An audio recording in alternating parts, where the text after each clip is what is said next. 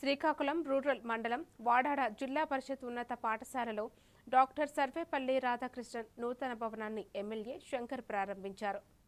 సర్వమంగళ స్మారక ధార్మిక సేవా ట్రస్ట్ సౌజన్యంతో నిర్మించిన ఈ భవనం 10వ తరగతి విద్యార్థుల సౌకర్యార్థం ఏర్పాటు చేశారు.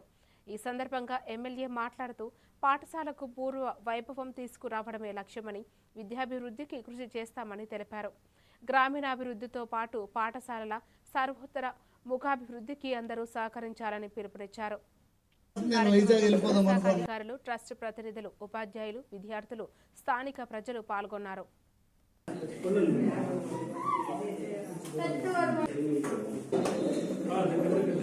నాకు పొద్దున్నే ఇదే ప్రోగ్రామ్ ఉంది, ఏది లేదు. యాక్చువల్గా ఇది అయిన తర్వాత నేను వైజాగ్ వెళ్ళిపోదాం అనుకోండి. నాకు చిన్న శస్త్రచికిత్స జరిగింది. అయితే అనుకున్న విధంగా కేంద్ర రాష్ట్ర ప్రభుత్వం స్వచ్ఛాంధ్ర స్వర్ణాంధ్ర ప్రోగ్రాం అవడం హై స్కూల్ అయిన సందర్భంగా అది మొన్న అయింది.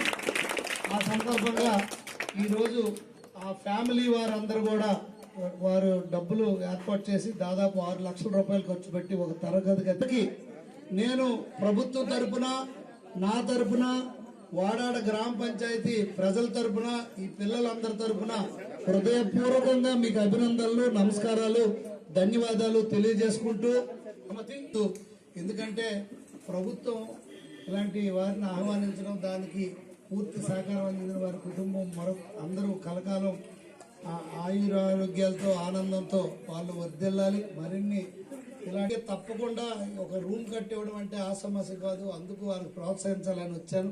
కానీ సమయభావం వల్ల ఉండలేకపోతున్నాను, ఏమి అనుకోవద్దని అన్నిదా భావించి